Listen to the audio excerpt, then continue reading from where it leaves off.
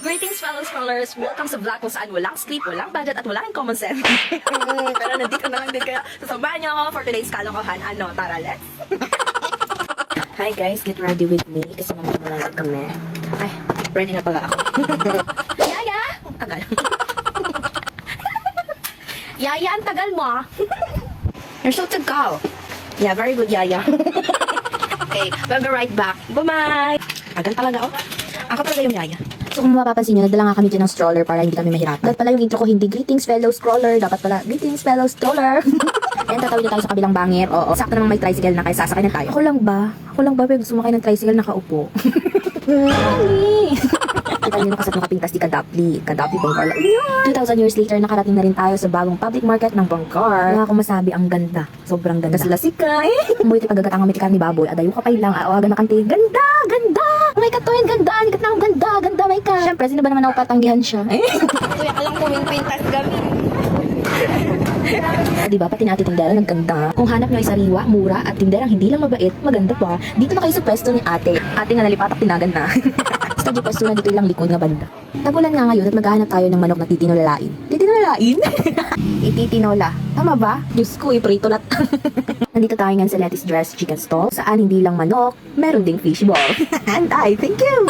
Grabe, solid. Napaka-organized ng palengke. Yung fish nandito, yung meat nandoon, tas yung fruits and vegetables doon sa kabilang side. Parang may zoning permit ang mga paninda, bawal maghalo-halo. Ang sarap mamalengke pag ganito. Hindi ka na mapapagod kakahanap kasi lahat may designated area. Ang challenge na lang ngayon ay kung may budget pa ba tayo? Kaloka! Hindi ka na rin maliligaw o mapapatanong ng ate, nasaan yung ganito? Kasi parang may sariling GPS na yung palengke. Bukod sa malinis at maayos, mas mapapadali talaga ang pamamalengke. Mas mabilis kang matatapos unless ma-distract ka sa mga tinitinda. Yung para bang nakalista na lahat ng bibilhin mo pero pag may nakita ka talagang iba na parang, uy, gusto ko bilhin yun kaso wala tayong budget, sis, stop it. O diba, kitang-kita nyo yung kinang, hindi to filter, natural glow up talaga ni Bangus. Mukhang kakalangoy lang nito kanina tapos biglang na-promote bilang ulam mamaya. Ang bilis ng career, bro.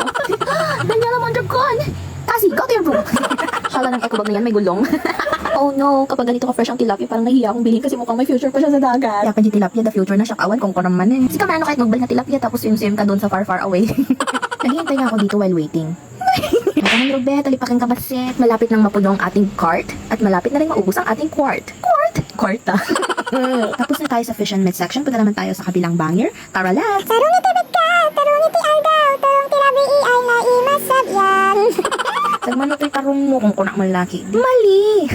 Dito nga kami bumili kila RJ. And alam niyo ba guys, time flies so fast. Kasi kalaro lang namin siya ng mga bata pa kami. And ngayon, grabe, magka-college na siya. Sobrang sipag na bata guys, natutuwa ako. Hindi biro yung ganyan na, yung pagsasabayin mo yung school mo, yung studies mo, tapos tutulong ka pa sa parents mo. Yung mga ibang kabataan ngayon, lalakwat siya, hindi nyo man lang iniisip yung pagod ng mga magulang nyo. Sana maging inspirasyon ka sa mga kabataan ngayon na, yun nga, tumulong sa mga magulang, and maging masipag, responsible na anak. Ayan. Kasi i-bless ka ni Lord dyan talaga. Kada hakbang sa lupa'y parang naparabang. Kuya, mano kamatis? Dinamag ko nung mano di kamatis. Tunong ko sinong batang dak. Gurita bilangan niya. Dapat gayam sa mamano kamatis or natig mano ti kamatis mo. Mali!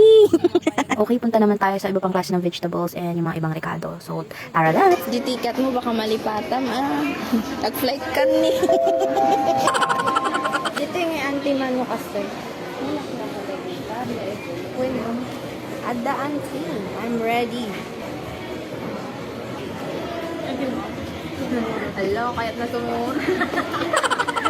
Si Mabit. We're almost done, fellow scrollers. Punta tayo sa mga prutas. Yes, prutas. So, we're here. Dito tayo kay Suke. And yan, mamimili na tayo ng apple, grapes, and si Charmaine. Alam niyo ba guys, ang saya kaya mamalengke, nakaka-enjoy siya. Yun ay kung ikaw yung tipo ng tao na gusto mong lumalabas. Kasi aside from lumalabas ka sa bahay nyo, nakapag-explore ka ng new things, new environment, nagkakaroon ka din actually ng mga friends sa palengke. May makakachikahan ka doon, gano'n. And yan din yung isang reason kung bakit yung mga asawa nyo, yung mga nanay nyo, bakit kayo tagal-tagal naman dumating, namalengke lang naman, bumili lang naman ng ulam, ng isda, ng gulay, ganyan. Yun ay dahil nakikipagchikahan pa sila, nakikipagkamustahan sila. And mind you guys, that's not a bad thing. Nag-English siya guys, nag-English siya. Having friends sa palengke is good kasi hindi ka lang nakakatipid. Updated ka pa sa latest chismes. Tsari, tapos minsan bago ka pa makapagtanong ng presyo, may discount na agad. Sana all, may ganong connection. Pero kidding aside, maganda makipagkibigan sa kanila kasi hindi lang transaction ang nabubuo sa palengke. Nagkakaroon ka rin ng tiwala, magandang samahan, tsaka sa simpleng kumustahan at pakikipagkwentuhan. Nagiging mas magaan at mas masaya yung bawat pamamalengke. Gaya nito guys, walang hiya, humingi ng free taste. Kalimutan mo na ang mansanas, kalimutan mo na ang ubas, huwag lang ang saging ni Papa, baka mapagsabihan ka ng malakas. Kalimutan mo ng listahan, kahit presyo ng bilihin sa daan, pero pag saging ni Papa ang nakalimutan, parang may emergency meeting sa daan. Hindi kilo po. Lateman po. Nabibin. Ay. Di ko na dapat ko. Ang kamangman kambal, tapos pang lalaki lang. Adi gam, di dam kat ipakan ka. Di pala 70. Sige siya agad. Oo, gini kilo po. Oh, 60 kilo? Nasa meat? Oo, lang yun. Doon ka maka. 3 days. 60 per kilo. Oh, sakit mo na rin. Naka nasabi kay Sublimi. Ay, sabi. Oo, nasabi talaga ng wash day. Per kilo, no? Oo. Baka nagdagan pa niya.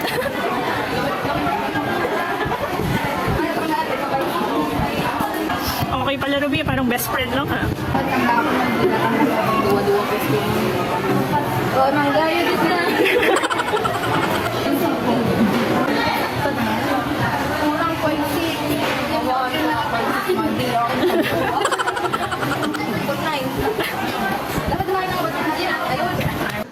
Piling ko pinasabasam ako yung bay na fresh. Meron naman tayo napasaya. Napasaya mo yung ginulo. At this point, maghahanap kami ng tinapa. Munafit mo video na itong pin. Sabi ko nga ako na. Hi! So, we're almost done. Nakulang na lang talaga is kinapa. Ayan na, hanap kami ng hanap. Kasi actually meron talagang pwesto na alam namin kung saan merong tinapa. Pero unfortunately wala, naubos. Or baka late lang kami or hindi sila nabukas ganun. Kaya ang ending, walang tinapa! Walang tinapa! Uy! Uy, nakisuman, naubusan kami. Kaya sa mga mamamalengke dyan, siguraduhin yung maaga kayo kasi nagbiit, maibos talaga. Kaya ang ending, ang binili ko yung biko tsaka yung gidikat. Yung kami natin, basta nagkit. Finally, natapos na din kami. Grabe, nakakapagod din siya. Pero sobrang nag-enjoy kami. And sana mag-enjoy din kayo habang nanonood. Pag nagustuhan niyo yung video na to, baka pwede naman palambing, like, share, and follow. Bye!